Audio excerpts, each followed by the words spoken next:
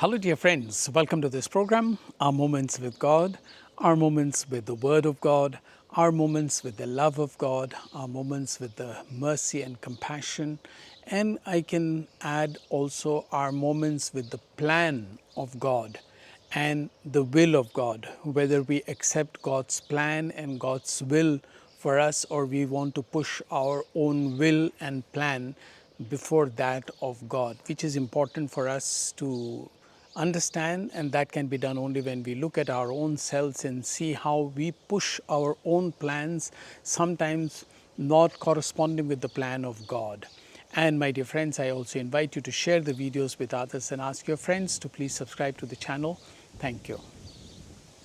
Yes, today on the 30th of June, the last day of June, the church remembers the first martyrs of Rome.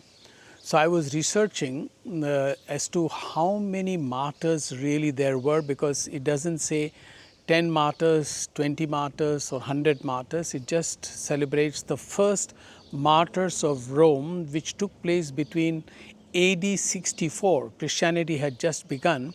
Between AD 64 and AD 66, when Nero was the emperor. And there is a famous saying that Nero was fiddling or playing with his violin when Rome was burning. Actually, it is true that at that time Rome was burning, and Nero, the emperor, while he was playing violin, and instead of accepting his mistake or the mistake of the government and his reign, that something happened there, either because their houses were too many wood there, or somewhere the wood got fire and it spread so much. He didn't want to take that responsibility.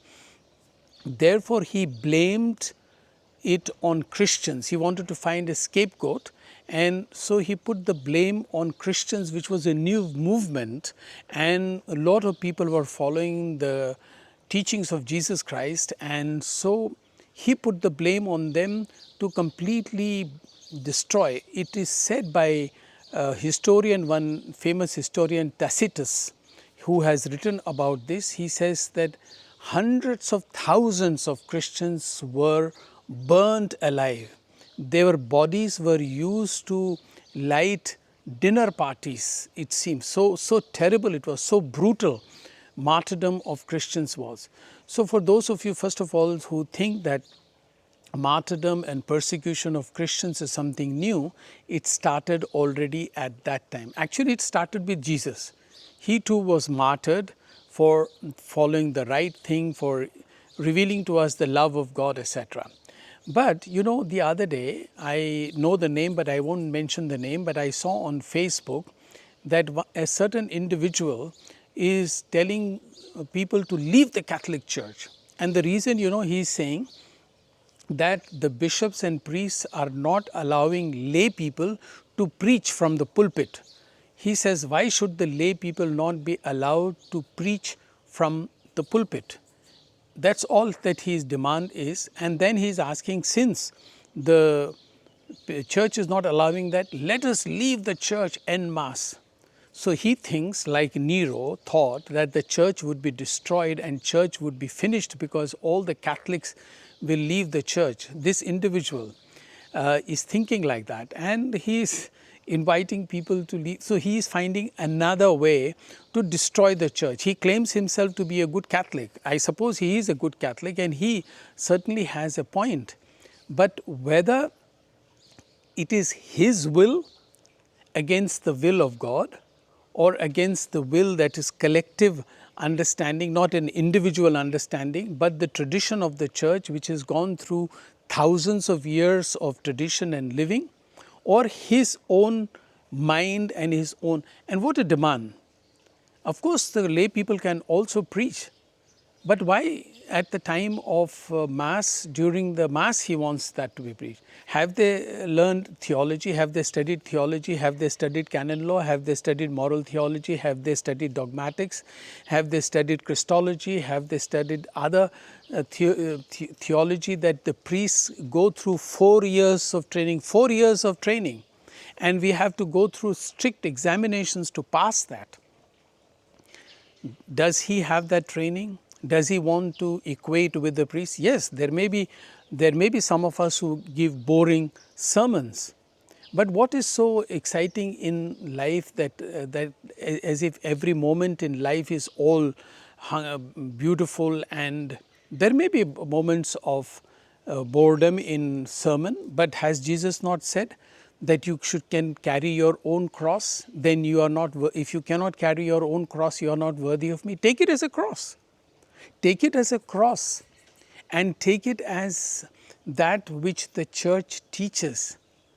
And church is teaching only what Jesus has taught. And it is not teaching as an individual like you, my dear friend. I know his name, but I don't want to mention here.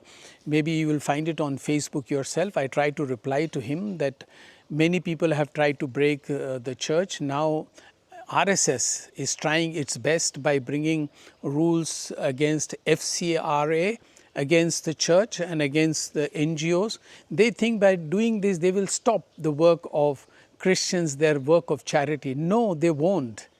And let us remember, my dear friends, that Jesus is not quiet during all these kinds of storm, whether it is through the RSS, whether it is through within the church, whether it is through Nero, who was burnt and martyred thousands and thousands of Christians. No, like in the boat, Jesus appeared as if he was asleep in today's gospel, and the storm came in the lake, and his disciples woke him up and told him, "Hello, how is that you are sleeping when we are about to sink?"